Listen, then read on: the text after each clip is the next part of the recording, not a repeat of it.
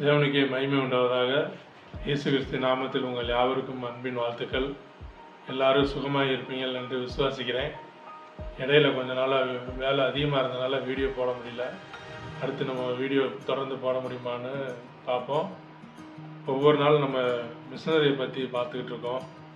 சுவிசேஷத்திற்காக அனைத்தையும் தியாகம் செய்த தேவ மனிதர்கள் தான் மிஷனரிகள். சரி, மிஷனரி என்றால் யார்? அதாவது ஒரு சிலர் தங்கள் வீடு, குடும்பம், வேலை, வசதிகள் அது எல்லாத்தையும் விட்டு தேவனுக்காக செல்கிறார்கள். இன்று ஒரு உண்மையான ஒரு மிஷனரி வாழ்க்கை எப்படி இருக்கும் என்பதை நம்ம வேதாந்தத்தின் அடிப்படையில் பார்க்கலாம். மிஷனரி என்பது தேவன் அழைத்த இடத்திற்கு சென்று இயேசு கிறிஸ்துவின் சுவிசேஷத்தை அறிவிப்பவர்கள். அவர்கள் புதிய சபைகளை ஆரம்பிக்கிறார்கள், மக்களுக்கு வேதாந்தத்தை கற்றுக் கொடுக்கிறார்கள், ஜெபிக்கிறார்கள், சமூக சேவைகளிலும் ஈடுபடுகிறார்கள்.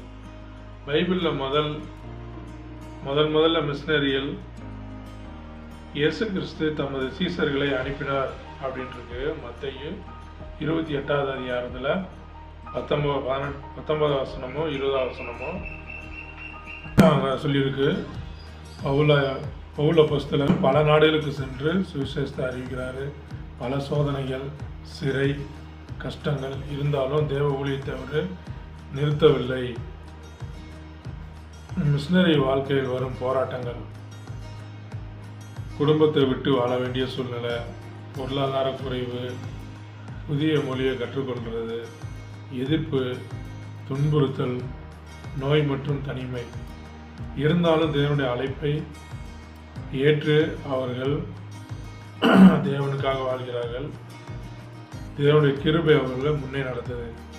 அடுத்து மிஷனரி அவங்க செய்கிற காரியங்கள் அதிகாலையில் ஜெபம், வேதாம தியானம், கிராமங்கள் அல்லது நகரங்களுக்கு பயணம், வீடு வீடாக சென்று மக்களை சந்தித்தல், குழந்தைகளுக்கு வேதாந்தத்தை கற்பித்தல், புதிய விசுவாசிகளை ஊக்கப்படுத்துறது, அடுத்து மாலை நேரத்தில் ஜெப கூட்டங்கள் வைக்கிறது. இதெல்லாம் அவங்க செய்யணும். இதெல்லாம் செஞ்சால் தேவன் அவங்களுக்கு என்ன செய்கிறார்னா தேவையான உணவை வழங்குகிறார், பாதுகாப்பை கொடுக்கிறார், தைரியத்தை கொடுக்கிறார், பலரை கிறிஸ்துவிடம் கொண்டு சேர்க்கிறார் தேவனிடம். தேவன் இதில் புகழ்பெற்ற மிஷனரிகள் பல இருக்குது. அதை நம்ம முன்னாடியே நிறையா பார்த்துட்டோம். அதில் ரொம்ப புகழ்பெற்றது எமி கார்மைக்கல் இந்தியாவில் குழந்தைகளை பாதுகாத்து பல ஆண்டுகள் ஊழியம் செய்தார்.